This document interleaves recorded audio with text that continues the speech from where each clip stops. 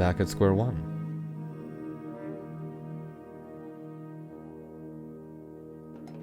The Wall's a bit of a mess, and I'm not talking about the album. The album's pretty great all around. And I'm not talking about the 2017 film, The Wall, though that movie probably is also messy. I mean, I'm just assuming, I've never seen it, but it has a 6 out of 10 on IMDb, so I'm assuming it's a bit messy. And I'm not talking about the NBC game show The Wall. I could have been. That would have been a hell of a plot twist. And I'm most definitely not talking about the documentary on Roger Waters' The Wall. Has this show gone on long enough? It's probably gone on long enough. I could go on for a surprisingly long time, I've just found out. The Wall. Pink Floyd's The Wall. I'm going to be talking about Pink Floyd's The Wall. That's what I'm going to be talking about. Alright, so Pink Floyd's The Wall, the movie. It's a film that came out in 1982, based off a concept album of the same name. It's a movie that was received alright at the time. It was definitely received well, just not universally, which isn't all that surprising since the movie is extremely artsy and intense. A common criticism of the time was, this film was too angsty and self-absorbed. This is an experimental concept film based on an experimental concept rock album about a guy talking about trauma. I'd be impressed if it wasn't angsty and self-absorbed. Another criticism I've heard, which I do agree with, is that the movie's second half is a bit all over the place, but I'm getting ahead of myself. Allow me to first set the scene.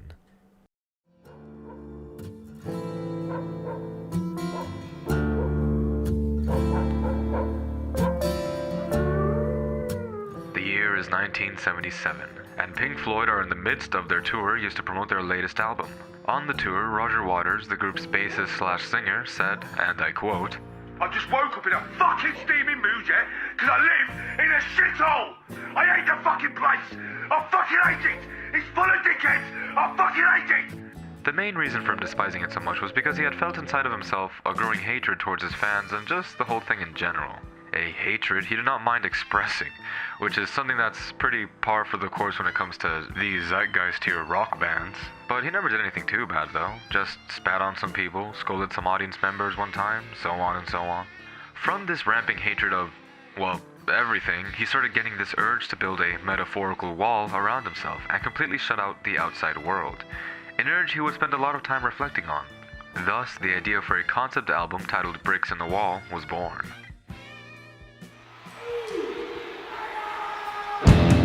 At first, the album was pretty autobiographical, focusing mainly on the protagonist's self-imposed emotional isolation, which is mostly related to the fact that he had lost his dad when he was young. But after some rewrites and revisions, the album would become a much more concise and well-written concept album called The Wall, a non-autobiographical work mainly focusing on the protagonist's self-imposed emotional isolation, which is mostly related to the fact that he had lost his dad when he was young. Huh? Once the album was finished and released, it would become a cataclysmic success, but you don't have to take my word for it. Hell, I don't even have to take my own word for it. Did you know before I watched the movie, I had never heard the album? At least I thought I never had, but when I was watching the movie, I recognized some of the songs in it and exclaimed, "Wait, this is where that's from?" To which my friend replied saying, "What the fuck are you talking about?" To which I replied, "You know, the we don't need no education." To which he replied, "What the fuck are you talking about?" Anyways, the album was a success beyond successes, and eventually some guy thought to make a movie based on the story it told in it. Except, here's a fun plot twist, the album was actually meant to be used to make a movie all along, even before the album was made. Pink Floyd knew they wanted to make it a movie where Roger Waters would be the main character, and they intended on using footage from their live tour of said album alongside some animations and some bonus scenes. And after it was all said and done, and they had done all of that, they told their record label about the whole thing, and they just responded with, "What the fuck are you talking?" Luckily, eventually somebody came along asking about the project, and from there it would be picked up and transformed into the movie we know now. You may begin to notice some key differences in the version of the movie we received, and the one that I talked about earlier. Mainly the fact that it's an actual movie with a story, and Roger Waters is not the main character. Yeah, the production for this thing was complicated. Don't take my word for it though. Here's what the director had to say about working on it. I just woke up in a fucking steaming mood, yeah? Because I live in a shithole! I hate the fucking place! I fucking hate— Honestly, the only thing I've come to understand from the research part of this video is that this movie really shouldn't exist. But it does, and I think it's great.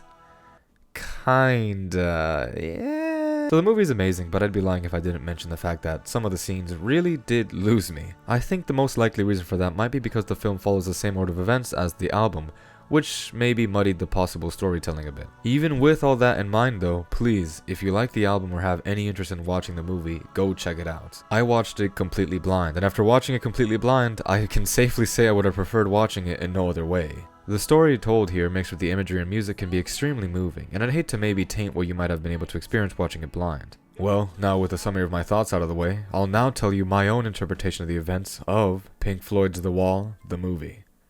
Let's talk about it.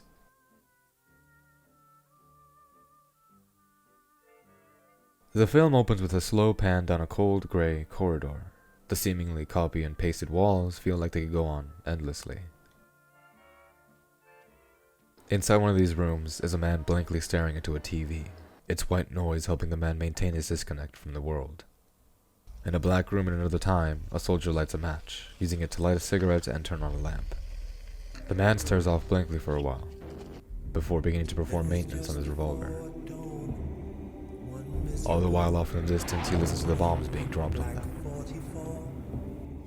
If there's one thing I can give this film full credit for, it's its amazing imagery. The scenes in this movie are extremely powerful despite the fact that 90% of the film lacks any dialogue.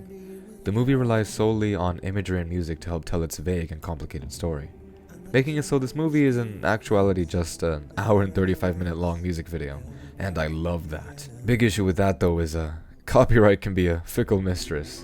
I don't know what the hell I'm gonna do for this review. I might just say screw it and play the actual music in the movie scenes, but that's not really a knock against the movie.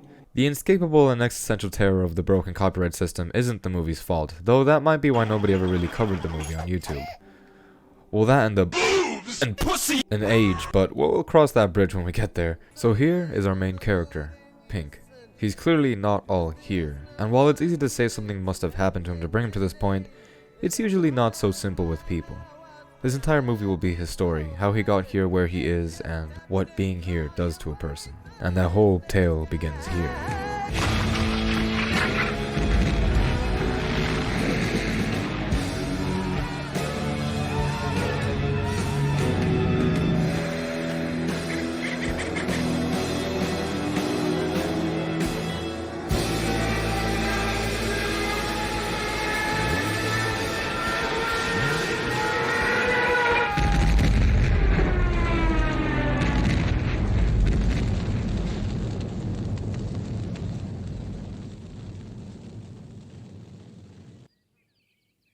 Pink is a rock star who at a young age lost his father to the war. Now he was too young at the time to have any memory of who his father was, but he would inevitably become old enough to understand what not having him around anymore really meant. Pink would spend much of his youth alone. His mother, now being widowed, would often be too busy to be with him, making it so often Pink would be by himself, which is something he really wished wasn't the case. It's a strange thing what growing up without a parent can do to a kid. Kids are really smart, considerably smarter than people give them credit for. They have a brain that can rationalize and take in the world just as good as any adults can. The only real difference is that a kid simply lacks the context. While only he doesn't have a father, he doesn't know, nor does he know the type of person that his father was, but he can make assumptions. Being a higher-ranking military general, he assumes his father was a strong man. His father was a leader. His father was somebody he could look up to, or at least who he thinks his father was.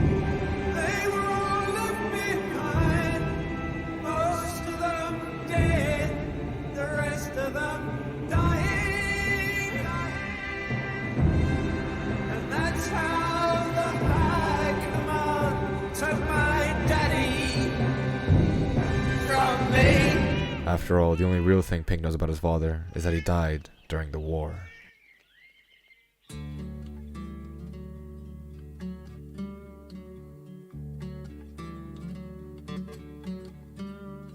These animated sequences are probably the most memorable parts of the movie. That's most likely because they really are amazing looking pieces of work.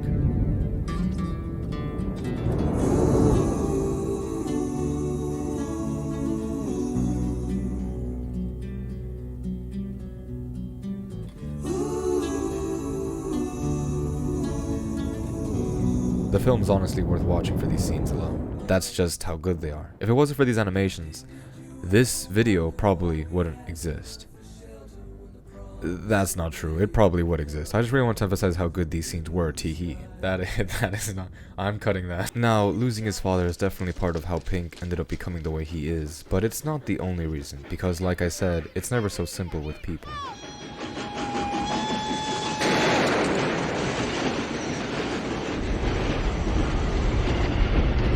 The school years are some of the most formative years of any first world human's life. The things that go down in school are most likely going to stick with a person well into adulthood. That's why it's so great that teachers aren't allowed to beat kids and use cruel and unusual punishments anymore.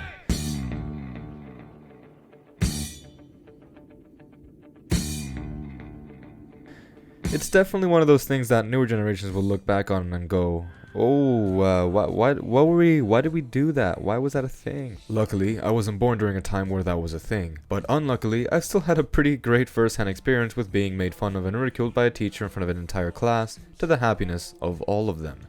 Turns out that Pink here is a pretty creative person and likes writing poems. It also turns out that the professor here hasn't had enough human anguish for the day and decides to pick on Pink by grabbing his notebook, reading out his poems to the class in a mocking tone, and calling them all rubbish. Then proceeded to tell Pink that he should get back to work, cause he's not special. It also turns out that at some point 50 some years later, there would be a kid who is a natural troller, and as a joke thought, hey, why not put a paper that says it's his birthday in the calendar on the date of his birthday, and see if anybody notices. That paper would go unnoticed until the day of, when some dense kid, by the way, fuck you Stephanie, you knew what day it was. The calendar shows all days in the month, including the day before and after the day in question. When some dense kid would ask, hey, what day is it today? Prompting the teacher to look at the calendar and notice a strange, weird piece of paper. The teacher, then not having had her fill of human blood for the day, would then decide to emotionally gore the troll child in question by berating him in front of the entire class, asking him why in the world he would put a paper saying it's his birthday there, then repeatedly asking if the kid thinks he's special over and over again, really trying to drill the point that he isn't in fact special and he should probably sit the fuck down like the trash he is, before sending him off to the office for a detention. No, there's simply no way an event like that could negatively affect a child and make him fear expressing himself in the future. On an unrelated note, I really don't like talking about my birthday. What I'm trying to say is, despite this movie being 40 years old now, I find it hilarious that the school part of the movie still hits really close to home. If there's one thing I learned from school, it's that my will is damn hard to crush. Yet, despite that, my patience was still being tested well into my final years in it. A common thing people say in the US is that public schools are designed to promote docile and subservient people through crushing their spirits, so that in the future they could be better factory workers. That thought is completely and utterly bunk. It's just not true. That simply is not the case. This misconception probably stemmed from this factory metaphor that is used, which goes along the lines of, if you imagine the schools as a factory, then the children would be our product. The idea being that we as a school should strive to make kids prepared for their futures and help them better fit the mold of society. That's a pretty accurate metaphor for American education. Since American education mostly focuses on general education, being a good citizen, and some artsy stuff also, I suppose. Despite all that being the case though, I would be hard pressed not to admit that for some strange reason I looked like this for about 80% of the time I had spent in school. I would also be hard pressed not to mention the fact that one of the most common topics at school was how much we all hated school. I think it says a lot about how people generally felt about school, when despite the whole factory thing I brought up earlier not exactly being true, everybody assumed it was, because, well, it just sort of makes sense, it feels right. And that's because when it comes down to it, school's main purpose really has never changed. I already said it in the metaphor, but I'll say it again. If you imagine schools as factories, then kids would be the raw product. It would then be the job of this factory to turn those raw products into the desired product. It's the factory's job to mold those kids into something that would better fit into society. Cause all in all, it's just another brick in the wall. So there's two. The loss of a loved one as a child and pretty terrible schooling. That's enough to make anybody distant, but it's surely not enough to drive somebody over the edge. Pink's fate isn't sealed yet. His coffin still needs one last nail to be hammered in before it can be completed. And that nail's name is love. But do you think they'll drop the bomb? Pink had an overprotective mother while growing up, which isn't all that crazy. I mean, she is widowed. It would make sense she would care about him so much. But a smothering relationship like that can have a lot of unforeseen side effects on a person.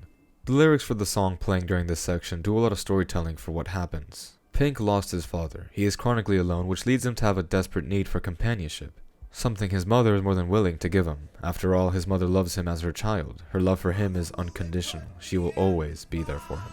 She will make sure her little baby never has to go through any of the pain she went through.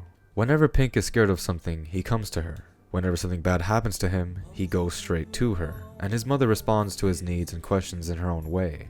She smothers him, she shelters him, she reinforces all of his fears, and she tells him that all his worries are worth worrying about, and he should really be wary. Not because she hates him, but because she really does love him, and she just wants the best for him. That's why she warns him so much of the terrors of the world. After all, that same world is the reason why she lost her lover.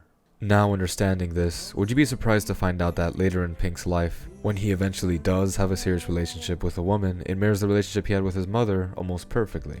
And to all those of you who don't see the issue with this, listen closely. A significant other is not a mother. A stranger's love is not always unconditional. In a healthy relationship, both partners fall in love with each other and they are there for each other. They give and take intimately because they fell in love with one another. Pink treats his wife how he treated his mother, which at first might have been great. He did everything for her and he would always come to her with his issues and be honest with her. He never did anything to hurt her, and he made sure he never displeased her just how he did with his mother. And that's where the issue rears its ugly head once again, because she isn't his mother. Many modern men fall into a very hard to notice trap hole of mistakenly putting too much importance on having a relationship. For many men, they believe that having a girlfriend will suddenly fix all their issues.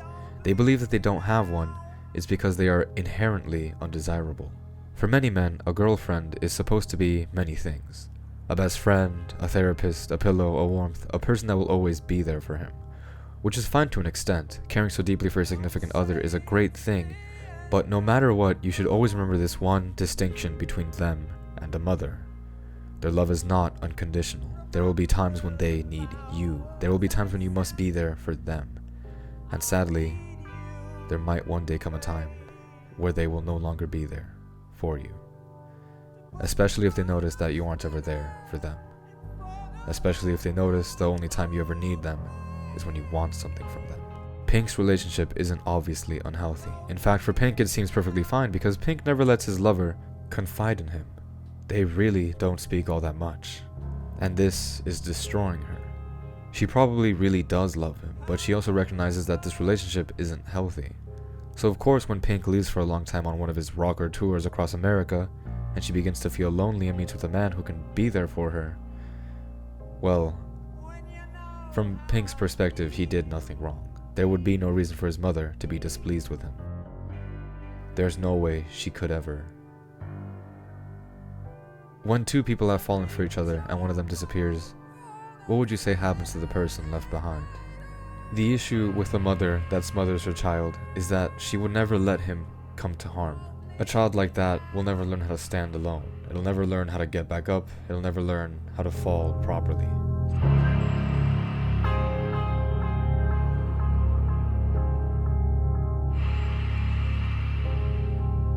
How can you treat me this way? Running away.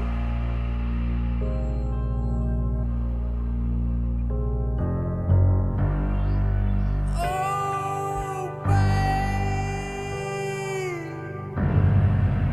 why are you running away?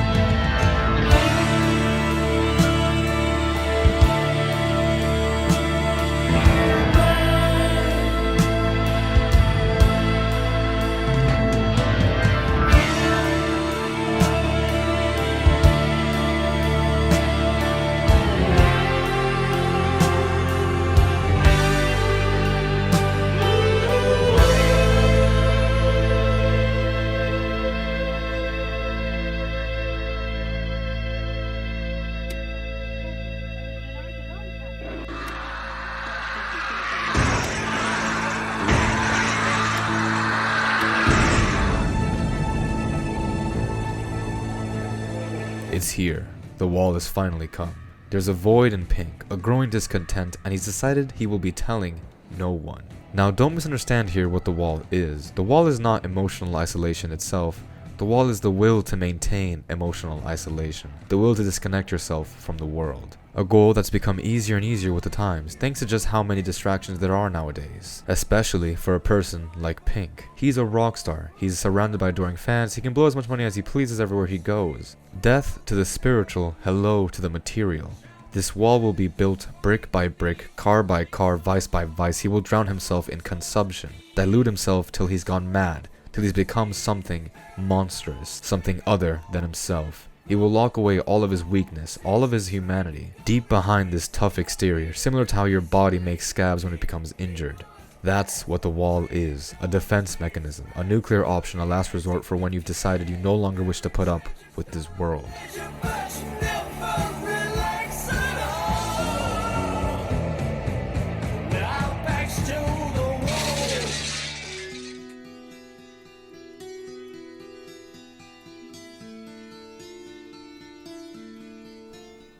From here, there are many things that can happen to a person. Retrospection, for one. Lots of it. You pretty much end up becoming a prisoner of your own mind, aimlessly stumbling from place to place, trying to find some sort of emotional reprieve.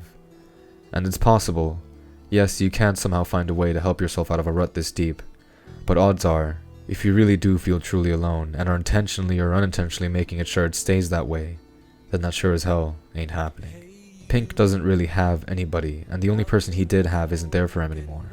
He feels like the world's abandoned him. It's left him behind. Even worse, he's begun doing all these terrible things in order to cope, so odds are he doesn't even recognize himself anymore. He's not even there for himself anymore. He is completely and utterly alone. And it's something he willingly did to himself. Why did he do this? It felt so right in the moment, but now, what is he supposed to do now? What options does he have left? Well, at least in his eyes, the only option left for him is to go. Not like there will be anything to stop him from doing so, right? He shut himself off from the world completely, so now's about the right time to start walking out the door to the great beyond. Funny how his whole life he felt so distant and alone. Funny how it stayed that way all the way to the end. Pink's story will end here. He will finally be taking his leave. Except, that's not something the world will let him do.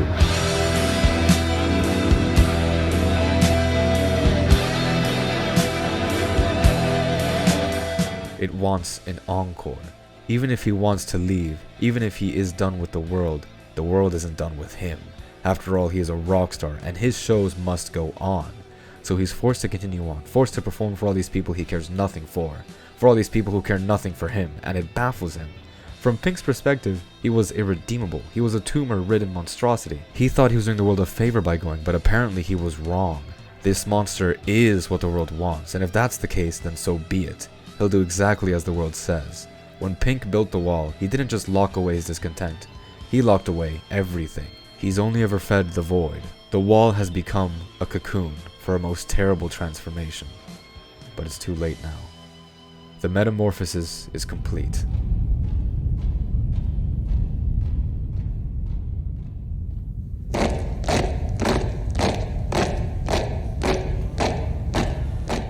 This is what the wall does to a person. It makes them angry, destructive, impulsive, vile. It drowns out a person's humanity and leaves behind a husk of all of their worst attributes.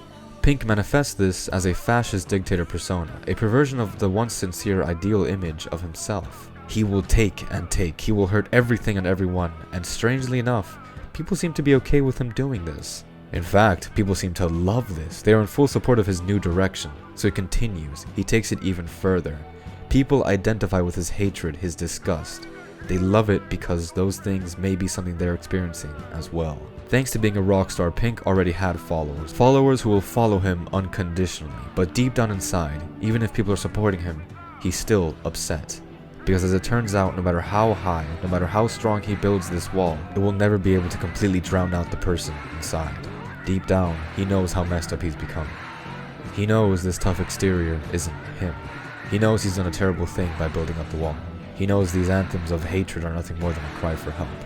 And so, that remaining piece of himself he's tried so hard to quiet has had enough. It finally makes a demand.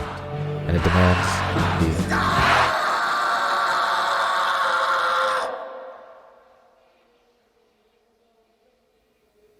But what now? He wants to be free of himself, he wants an escape, he needs to reach out but he can't. Well, when that's become the case, there really is only one option left. He shall put himself on trial. He'll come clean with himself, admit everything to himself no matter how it makes him feel, face every single thing that's behind this wall in order to come to a conclusion on what he needs to do about himself.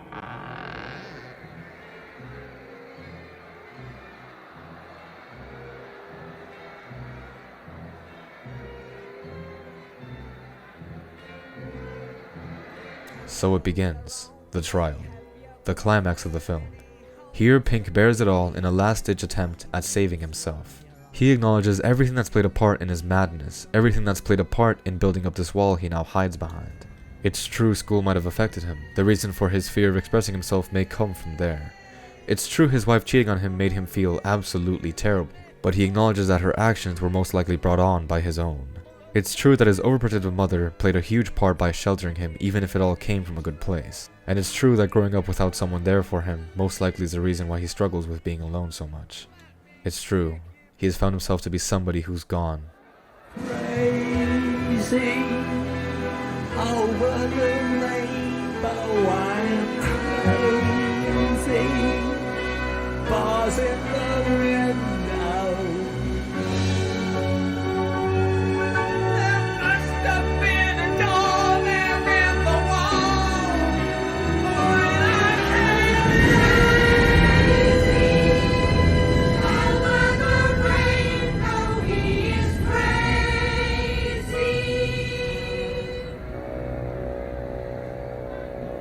But that doesn't change the fact that something must be done. He knows he must be punished with the most severe conviction possible, and there's only one sentence that will fit the bill because lastly, it's true that there is only one thing he's actually scared of doing, but it's the only thing he can do now to redeem himself, even if it costs him everything he's built up, even if he loses all his protection in the process. It's time to tear down the wall.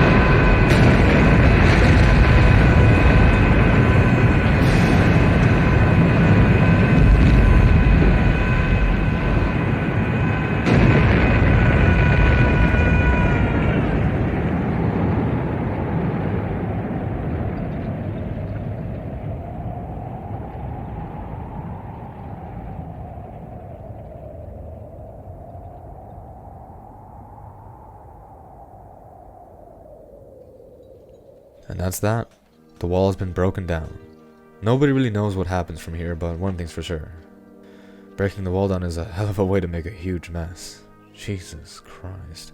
Well, whatever. It's something that has to be done. Not just for Pink, but for anybody else going through something similar. It can be surprisingly easy to get the urge to make something like that, especially if you're a man.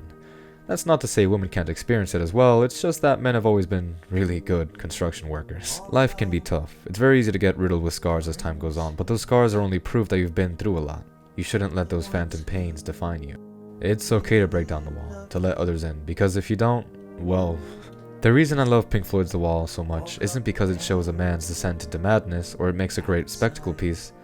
It's because it's an amazing warning of what building up such a tough exterior and disconnecting yourself from the world can do to you.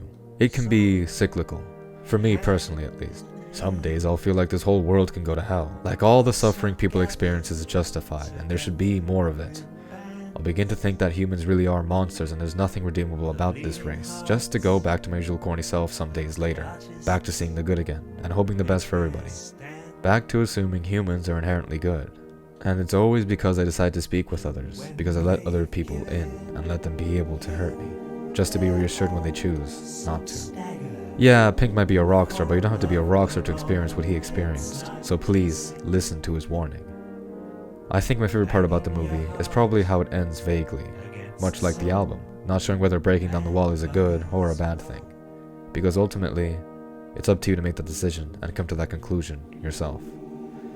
We're all different people, and our walls all take different shapes and sizes. The only constant is... Brother, what this? What?